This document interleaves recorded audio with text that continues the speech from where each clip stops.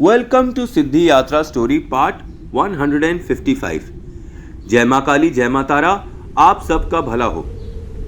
संबंध दोस्ती बराबरी की होनी चाहिए और जिस दिन संबंधों में भीख मांगनी पड़ जाए उन संबंधों को कट कर देना चाहिए और यही बेहतर है। समय रहते अगर बीमारी का इलाज नहीं किया गया तो कैंसर होने का डर बन जाएगा।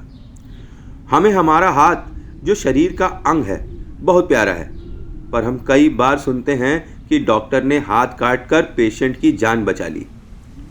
जिन संबंधों में एक तरफा एफर्ट होने लगे वहां दूसरे को इग्नोर करना और अपमानित करना स्वाभाविक हो जाता है। आप टेक इट फॉर ग्रांटेड की श्रेणी में आ जाते हैं क्योंकि आपने कभी कुछ किया था। इसका बदला अगर वो सारी जिंदगी लेना चाहें तो ऐसे भगवान के प्रेमी को भगवान के हाल पर ही छोड़ देना उचित होगा। घटिया लोग घटिया ही रहेंगे। आप उनके माथे पर किस करेंगे, बालों में हाथ फिराएंगे, बोलेंगे कि उनका दिन बहुत ही शुभ हो और जवाब में वो गाली गलौज करें क्योंकि कभी आपने कुछ ऐसा किया कि उनको अच्छा नहीं लगा। और आज जब आपका आचरण शुद्ध एवं सम्मान योग्य है तो वो पागल हैं पास्ट के पीछे और उसकी वजह से आपका तन मन धन तीनों बर्बाद किया जा रहा है वर्तमान में। तो जान लीजिए कि अपना आचरण और चॉइस दोनों बदलने का टाइम आ गया है। हर पापी और हर ढोंगी नपुंसक का पाप का घड़ा एक दिन भर जाता है। उस दिन उसे पता चलता है कि जिन्हें वो ठोकर मारते थे वो कितने कीमती थे। एक घटना मेरे पड़ोस की ही है। एक परिवार में 3 लड़के थे। जो बड़ा था वो बड़ा ही होनहार था। बाकी 2 भाई माँ बाप के लाडले थे। बड़ा भाई दिन रात काम करता और पैसे माँ बाप को लाकर दे देता। इसके विपरीत माँ बाप बाकी दोनों को जो जुआ पत्ता और नशे के लिए पैसा दिया करते थे। इधर बड़े भाई ने निरंतर दबाव बनाया जाता कि वो और पैसा लाए और पैसा लाए और पैसा लाए क्योंकि घर को उसकी ज़रूरत है। एक दिन इसी को लेकर बहस हो गई। उसने अपनी माँ से बोला कि अगर उसे इसी तरह से टॉर्चर किया गया और परेशान किया गया तो वह ट्रेन के सामने कूदकर अपनी जान दे देगा। माँ ने भी बोला, जा मर जा, अगर पैसा नहीं ला सकता तो तेरा मरना ही अच्छा है। अब माता ऐसे बोल देती हैं घर में। भाई जो उनका लाडला है उनको तो वो आशीर्वाद देती हैं, पर जो केवल उन्होंने गधा पैदा किया है उसको वो बद्दुआएं भी देती हैं, गालियां भी देती हैं, उससे पैसा भी लूट लेती हैं। ये कलयुग है और ये ऐसा होता है। खैर घटना आगे बताता हूँ। और उसकी मौत पर क्या नाटक किया पूरे परिवार ने, रोने धोने का, अब हम कैसे जिएंगे, जबकि वो सब उसके मर्डर के जिम्मेदार थे। वो सब के सब उसके मर्डर के जिम्मेदार थे। उसने आत्महत्या नहीं करी, उसका मर्डर किया गया उसके परिवार द्वारा।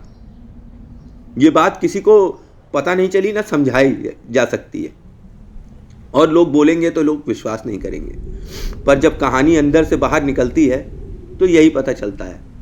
अब थैंक गॉड उस लड़के ने कोई ऐसा सुसाइड नोट नहीं लिखा था जिसकी वजह से उसके घर वाले फंसे, पर उसके घर वालों को पता था कि उसकी मृत्यु का कारण वे स्वयं थे।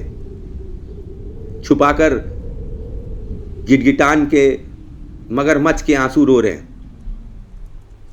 शर्म आनी चाहिए उनको, अपने बेटे को मार डाला उन्होंने।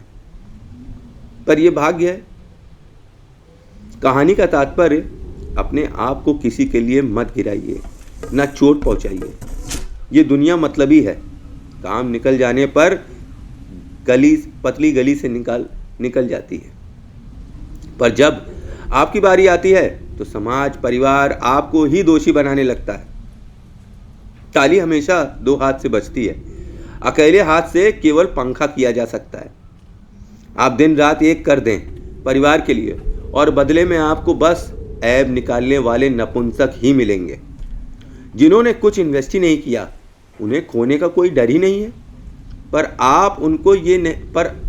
उनको ये नहीं पता कि जिसने बनाया है वो फिर बना लेगा, पर जिन्होंने कुछ बनाया ही नहीं, कुछ करा ही नहीं सिवाय भोग के, उनके पास क्या ऑप्शन है और क्या ऑप्शन रह जाएगा सिवाय बेग करने के।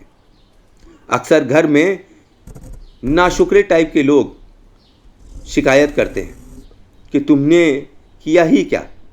वो आपको दुनिया से कंपेयर करने लगते हैं और एडिंग इंसल्ट टू इंजरी आपको हर शुभ काम की शुरुआत में कोसते हैं, गाली देते हैं, बद्दुआ देते हैं और ऐसे ही लोग दिखते हैं।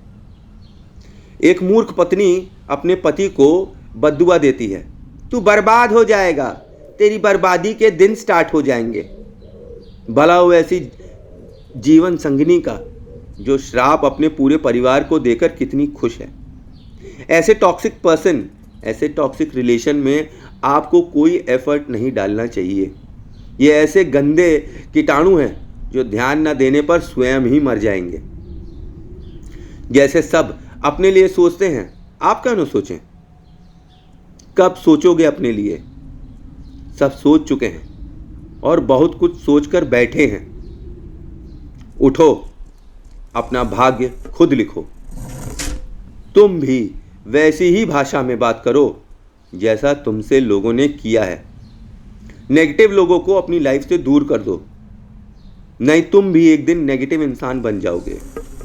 कोई तुम्हें दुख दे, इंसल्ट करे और फिर भी उम्मीद रखे, उससे बड़ा बेवकूफ़ कोई नहीं होगा। और तुम अगर लगातार इन मूर्खताओं को अपनी सेल्फ रिस्पेक्ट के बल पर कुर्बान कर दोगे ताकि रिश्ता बचा रह जाए, तो तुम्हारा और इस्तेमाल किया जाएगा। फिर तुम लूप में वही अपमान सहोगे और किस्मत को कोसोगे। जिन्हें तुम्हारा साथ देना होगा वह स्वयं आ जाएंगे। जो नहीं आना चाहते उन्हें उनके हाल पर छोड़ दो। ये उनकी चॉइस है। जैसे उनको नहीं परवाह तुम्हारे जीने और मरने की, तो तुम कब तक जान दोगे? तुम जितनी बार अपने प्राण दोगे उतनी बार वो तुम्हारी प्राण ले लेंगे। उनको समझदारी आ गई है, तुम ही ना समझते। उनको समझदारी आ गई है, अब वो सयानी हो गए हैं, तुम ही ना समझो। इसीलिए तो रो रहे हो। तो अपना जीवन बदल दो। रो मत, सोचो मत। जो साथ हैं वही अपने हैं, जो साथ नहीं हैं वो कभी अपने थे ही नहीं। तो थैंक्स फॉर वॉचिंग। जय माँ काली, जय माँ तारा। आप सबका भला हो। आई होप आपको मेरे विचार पसंद आए होंगे। अगर इसमें कुछ त्रुटि हो तो मुझे कमेंट में ज़रूर बताएं।